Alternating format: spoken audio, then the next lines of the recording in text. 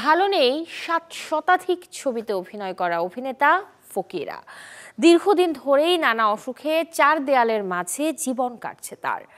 আছে অর্থ সংকটও। দীর্ঘদিন আড়ালে থাকা এই অভিনেতার খোঁজ নিয়েছে চলচ্চিত্র শিল্পী সমিতি।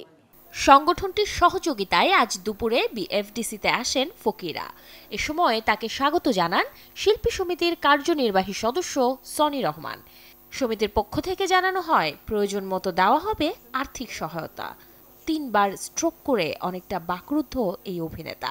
তারপরও অনেকদিন পর প্রিয় সহকর্মীদের কাছে পেয়ে হাসি কান্নায় সময় কাটান 65 বছর বয়সী এই অভিনেতা। এ সময় ইশারায় নিজের অব্যক্ত কথা শেয়ার করেন ফকিরা। আমি একজন সিনিয়র শিল্পীর প্রতি সম্মান রাখার জন্য, তার ইচ্ছা পূরণের জন্যই কিন্তু আজকে আমি ফকিরা ভাইকে এফডিসিতে নিয়ে এসেছি। একটি ট্রেন শুরু করেছি, যেটি আপনারা দেখেছেন যে গত 7 সেপ্টেম্বর যে এই যাবৎকালে এই আয়োজনটি কোনোদিন হয় না, যে প্রয়াত শিল্পী যারা যখন যে শিল্পীটি মারা যাচ্ছেন বা চলে যাচ্ছেন সেই পরিবারকে কিন্তু আমরা অনেকটা পরিবারের সঙ্গে থেকে বিচ্ছিন্ন হয়ে যাই। আমরা কিন্তু চেষ্টা করেছি সেই পরিবারকে নিয়ে আসা, স্মৃতিচারণ করা।